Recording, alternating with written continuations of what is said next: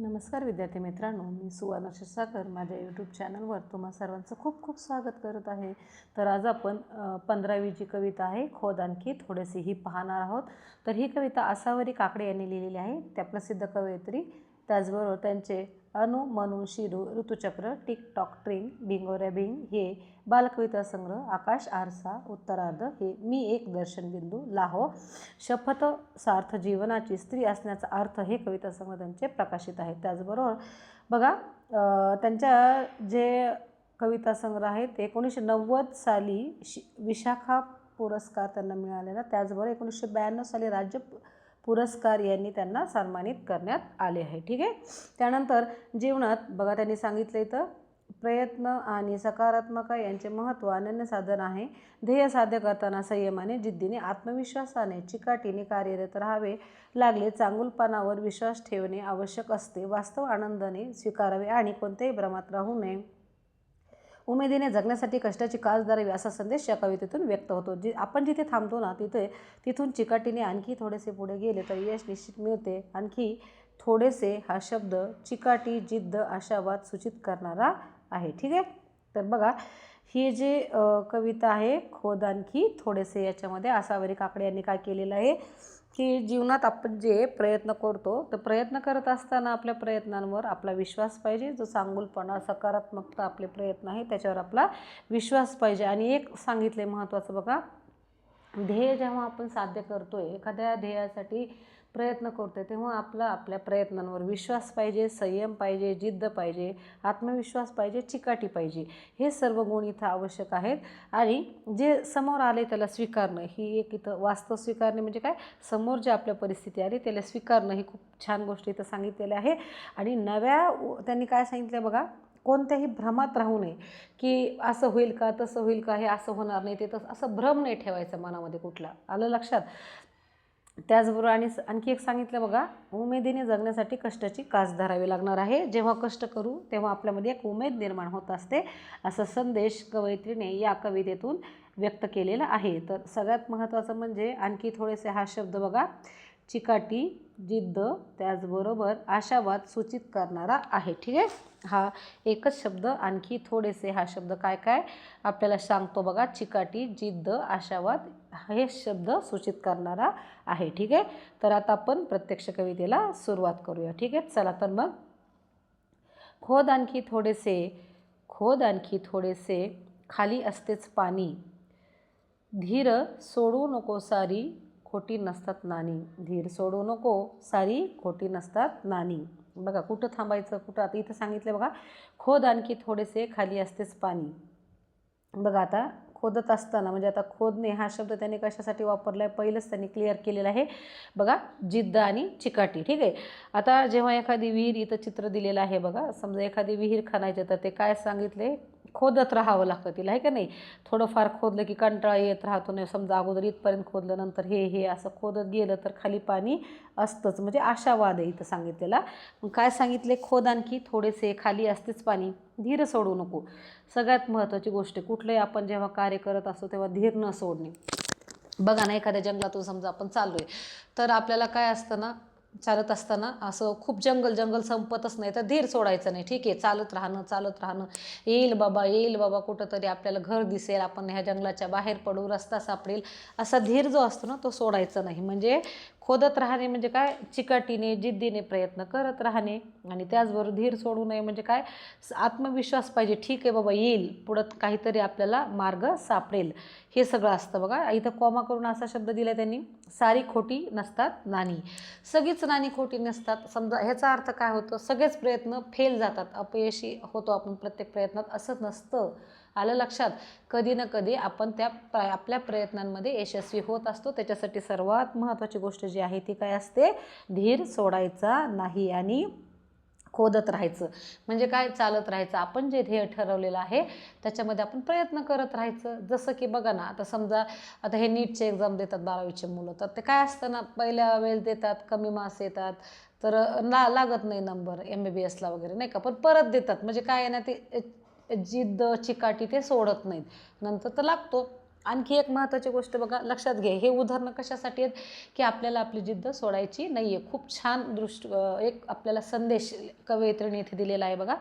प्रयत्न करत असताना जेव्हा आपण हार मानतो ना, तर बघा आता तर आपण पाहिलं की बरेचसे जे शोध लागत गेले, तर आता एडिसनच्या बाबतीत बघा, ते शोध लावला होता बल्बचा, तर कितीतरी शोध त्याचे बरेचसे बघा, एक लेसन आहे मला वाटतं तो 8ला काहीतरी प्रयत्न, 9thला आहे बघा, फेल गेले त्याचे, पण तो काय म्हणतो, तो थांबला नाही. आलं लक्षात?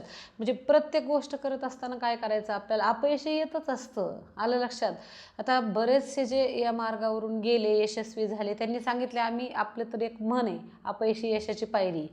पण तर काही जण तर सांगतात आम्ही यशाचा अख्खा जिना चढलो. एक पायरी नाही तर अख्खा जिना चढलो, म्हणजे खूप साऱ्या वेळेस अपयश आलं. ठीक आहे. म्हणजे इथं काय गोष्ट महत्त्वाची बघा, कितीही आपल्याला आपले प्रयत्न करताना अपयश आलं तरी धीर न सोडणे ही सर्वात महत्त्वाची गोष्ट आहे. मग खोदत राहणं म्हणजे काय, चालत राहणं, प्रयत्न करत राहणं, त्याच्यामध्ये सातत्य ठेवणं, आत्मविश्वासाने प्रयत्न करणं हे महत्त्वाचं असतं. म्हणजे सरीच नाणी काय सांगितलं, सगळेच नाणी खोटी नसतात. म्हणजे आपण केलेला प्रत्येक प्रयत्न यशस्वी होईल असं नाही. 100 प्रयत्न केले तर 99 अयशस्वी होतील, पण एक जरी आपला त्यातला यशस्वी झाला तरी आपण आपल्या प्रयत्नामध्ये यशस्वी झालो हे सिद्ध होतं. आलं लक्षात? म्हणजे महत्त्वाची गोष्ट काय सांगितली बघा, खोद आणखी थोडेसे, प्रयत्न करत राहा आणि धीर सोडायचा नाही. जेव्हा आपण धीर सोडतो तेव्हा आपल्याला यश मिळत नाही आणि आपलं प्रयत्न करण्यामध्ये आपण मागे पडतो. आलं लक्षात? बघा, छोट्या छोट्या गोष्टीत पण खूप सारं शिकवून जातात. अभ्यास करत असताना, व्यायाम करायचा आहे, तुम्हाला काहीतरी नवीन करायचं आहे, तर लक्षात घ्या, पहिले अपयश येत राहतं, पण ठीक आहे, मला हे जमत नाही म्हणून सोडून द्यायचं नाही. प्रयत्न करत चालायचं. प्रत्येक नाणी खोटी नसतात, प्रत्येक आपला प्रयत्न चुकलंच असं नाही. मी सांगितलं 100मधले 99 जरी चुकले, एक जरी प्रयत्न बरोबर झाला तरी आपण यशस्वी झालो, है की नाही? आलं लक्षात? बघा, या 4च ओळीत खूप सारा मतितार्थ याच्यामध्ये दडलेला आहे. ठीक आहे. पुढं बघूयात बघा. घट्ट मिटू नये ओठ, गाणे असते असते ग मनी, आर्त जन्माचे असते रित्या गळणाऱ्या पाणी. किती सुंदर, बापरे, जबरदस्त. बघा, इतका खोल अर्थ दडलेला आहे. बघा, घट्ट मिटू नये ओठ. बघा, जेव्हा ओठ मिटतात, का नाही मिटायचे ओठ, बघा, गाणी असते ग मनी. जेव्हा आपण ओठ घट्ट मिटून घेतो तेव्हा मनातले गाणे बाहेर येत नाही. आलं लक्षात? म्हणजे प्रयत्न बंद करायचे नाही.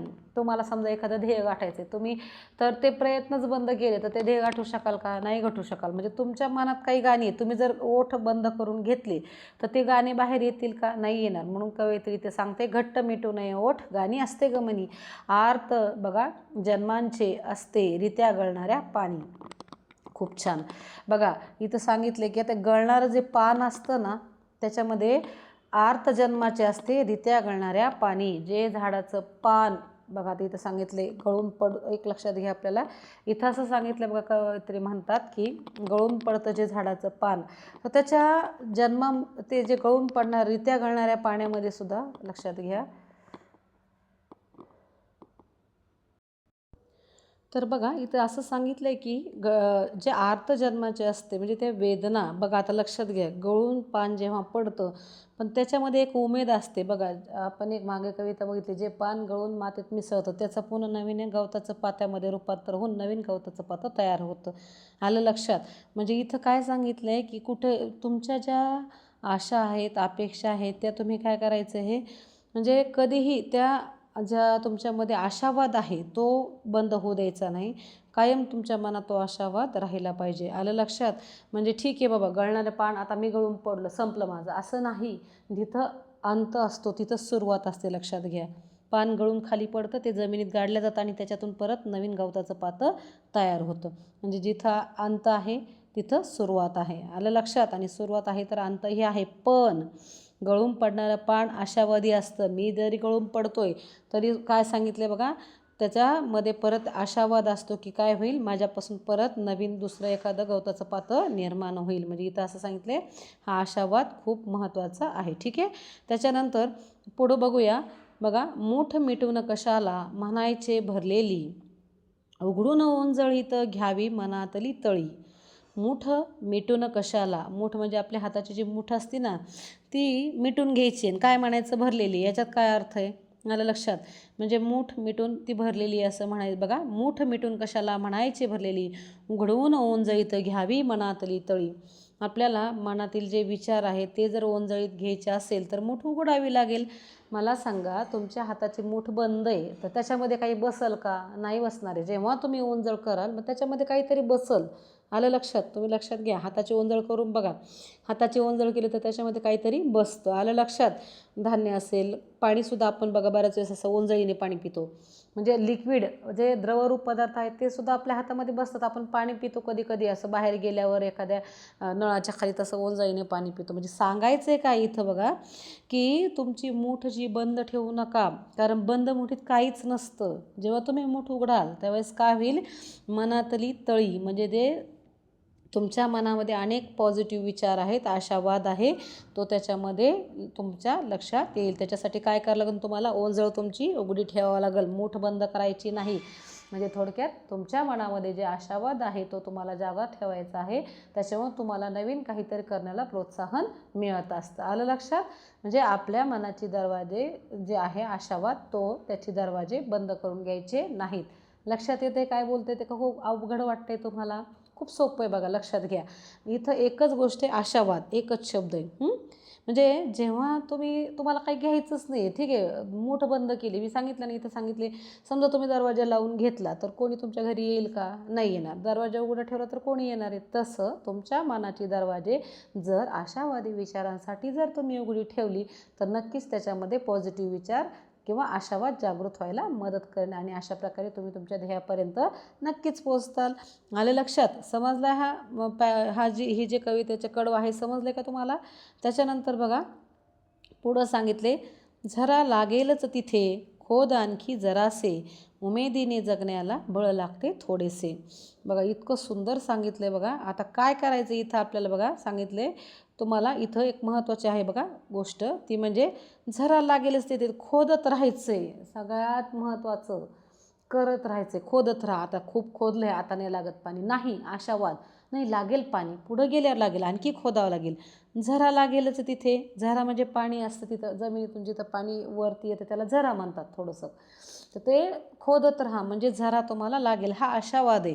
बघा, खोद आणखी जरासे, जरासं खोदायचं. आणखी तुम्ही खूप खोदलंय, खूप प्रयत्न केलेत, पण ज्यावेळेस तुम्हाला यश मिळायची वेळ येते त्यावेळेस तुम्ही मागे हटता बऱ्याच वेळेस. असं होतं. असं होता कामा नये. भरपूर 99% खोदलं, 1% राहिले, त्याच्यासाठी हार मानायची नाही, जरासं खोदायचे. आलं लक्षात? 99% तुम्ही प्रयत्न केलेत पण 1% तुम्ही मागे आहेत असं चालणार नाही. तो 1% सुद्धा म्हणजे जरासे सुद्धा तुम्हाला प्रयत्न सोडायचे नाहीत. आलं लक्षात? तर बघा, झरा लागेलच तिथं खोद आणखी जरासे, उमेदीने जगण्याला बळ लागते थोडेसे. उमेद हा शब्द खूप महत्त्वाचा, एकच शब्द उमेद.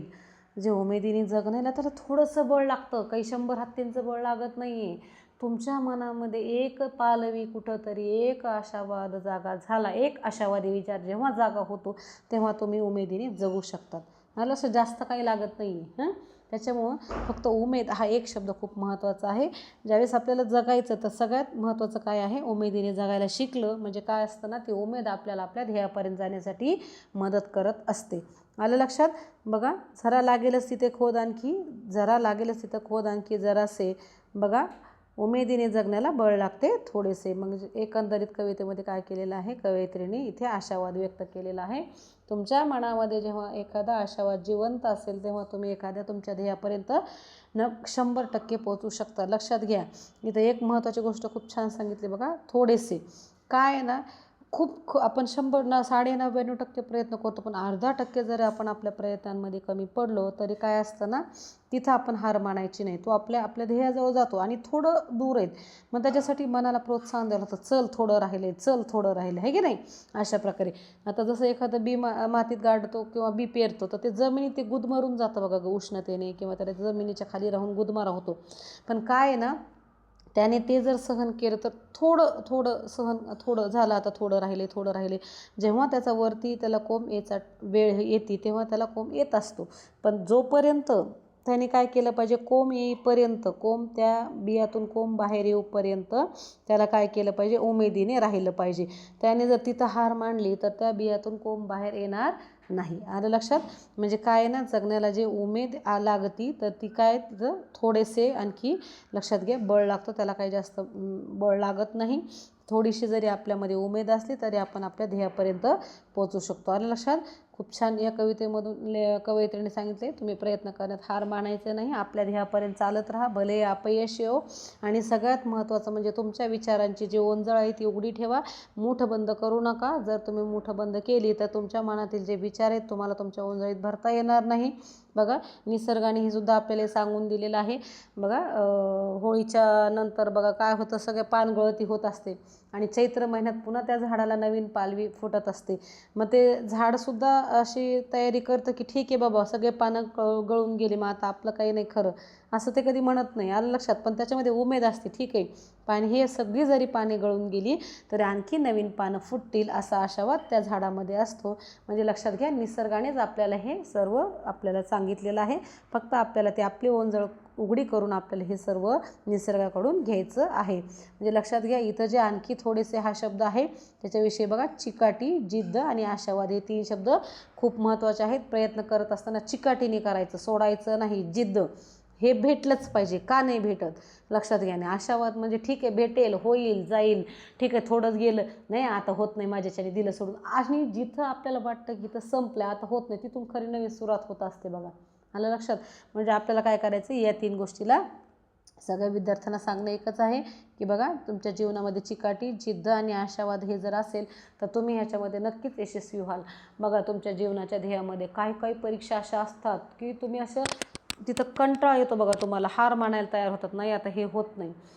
उदाहरण घ्या, असं नीटची एक्झाम मी सांगितलं, त्याच्यानंतर आता हे CAच्या परीक्षा देतात विद्यार्थी. काय होतं ना, प्रत्येक ग्रुपची प्रत्येक वेळेस परीक्षा देत राहणं आणि इतकं कंटाळवाणं असतं, म्हणजे सहजासहजी नाही होते बघा. तर मग ठीक आहे, किती वेळेस देणार, किती वेळेस रिपीट करणार, परेशान होतं. पण असं नाही, आलं लक्षात? मग तुमच्यामध्ये आशावाद, ठीक आहे बाबा, ह्यावेळेस 4 मार्कावून गेलो, पुढच्या 2 मार्कावून नंतर लागेल, हा जो आशावाद आहे तो तुम्हाला काय करतो, प्रयत्न करायला प्रोत्साहन देतो. तुमच्यामध्ये उमेद पाहिजे, आशावाद पाहिजे, चिकाटी, जिद्द पाहिजे. म्हणजे तुम्ही तुमच्या जे ध्येय ठरवलेलं आहे जीवनात त्याच्यामध्ये नक्कीच यशस्वी झाल्याशिवाय राहणार नाहीत.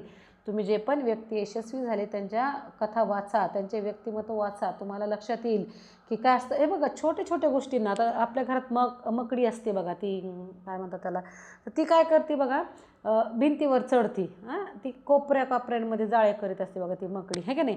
ते बघा, हे अशी एक मकडी असते बघा, है का नाही? तर ती काय करते, कोपऱ्यामध्ये जाळे करते. तर ते जाळं करत असताना काय होतं, तिला वरती चढावं लागतं भिंतीवर. मग ती काय होतं, प्रत्येक वेळेस भिंतीवर चढताना ती बघा कधी इथपर्यंत जाती, इथं परत खाली पडते, परत इथपर्यंत जाती, परत खाली पडते.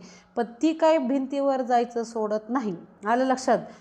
पडती उठती, पडती उठती, लास्टला करते तिच्या ह्याच्यापर्यंत पोचते आणि इथं मग ती काय करते, तिचं असं जाळं बनवते. आलं लक्षात? म्हणजे काय आहे ना, ती जेव्हा जाळं बनवते त्याच्यात मग ते कीटक सापडतात आणि ती खात असते. आलं लक्षात? म्हणजे बघा, छोटीशी मकडी तीसुद्धा तिच्या ध्येयापर्यंत पोचेपर्यंत जिद्द चिकाटी सोडत नाही. आपण तर माणसं आहोत, आपण का सोडायची? आलं लक्षात? म्हणजे हे छोटे छोटे उदाहरणं तुम्हाला का सांगितले मी, तुमच्या ध्येयापर्यंत पोचण्यासाठी तुम्हाला हे खूप आवश्यक आहे. तुमचं 10वीचं वर्ष यावर्षी तुम्ही जर तुमच्या ध्येयामध्ये, तुम्हाला जे ध्येय गाठायचे त्याच्यामध्ये जर जिद्द चिकाटी ठेवली, एखाद्या प्रश्नाचं उत्तर आहे, मला का येत नाही, एखाद्या विषय अवघड जातो आहे, मला का अवघड जातो आहे, त्याच्यासाठी प्रयत्न करेल, नाही येत नाही म्हणून सोडून द्यायचं नाही, तर त्याच्यासाठी पुन्हा प्रयत्न करायचं आहे. आलं लक्षात? काय माहिती, आपण खूप सारे प्रयत्न करेन, अगदी जवळ ध्येय आलं ना आपण सोडून दिलं, असं तर होत नाही. आलं लक्षात? बऱ्याच वेळेस असं होत असतं, आपल्याला तिथं हुलकावणी भेटते म्हणजे कोणीतरी फसवतं आपल्याला, कोणीतरी फसवतं म्हणजे आपलं ध्येय आपल्याला फसवतं. आपण त्याच्या जवळ जातो, जवळ गेला आपल्याला कंटाळा येतो, आपण प्रयत्न करून सोडून देतो. आलं लक्षात? आणि बघा ना, बऱ्याच वेळेस असं होतं की आपण एखाद्या समजा एक्झाम आहे तर खूप प्रयत्न करतो, एका वर्षी आपण 2 मार्कांनी गेलं असं, नंतर लक्षात बघा आपण नंतर काय करतो, ते परीक्षा द्यायचा कंटाळा करतो, नाही काय उपयोग होत नाही. आणि नंतर लक्षात येतं की जेव्हा त्या परीक्षा झाल्यावर आपण त्याचा पेपर बघतो, UPSCला असेल किंवा हे MPSC UPSCचे एक्झाम असतात, पेपर बघतो तेव्हा आपल्याला वाटतं अरे यार किती सोपं होतं, दिली असती तर. आलं लक्षात? म्हणजे काय असतं ना, होऊन गेल्यावर पश्चाताप करण्यापेक्षा उमेदीने जगा, जिद्द सोडू नका, करत राहा, चालत राहा. ध्येय एक दिवस तुम्हाला नक्कीच मिळणार, तुम्ही तुमच्या ध्येयापर्यंत पोहोचणार आहेत. फक्त तुम्हाला एक करायचे, जिद्द चिकाटी आणि तुम्हाला आशावाद, यानुसार तुम्हाला चालत राहायचं आहे. आलं लक्षात? अशा प्रकारे छान असा आशावाद कवयित्रीने या कवितेमध्ये वर्णन केलेलं आहे. ठीक आहे, इथे ही कविता संपलेली आहे. धन्यवाद.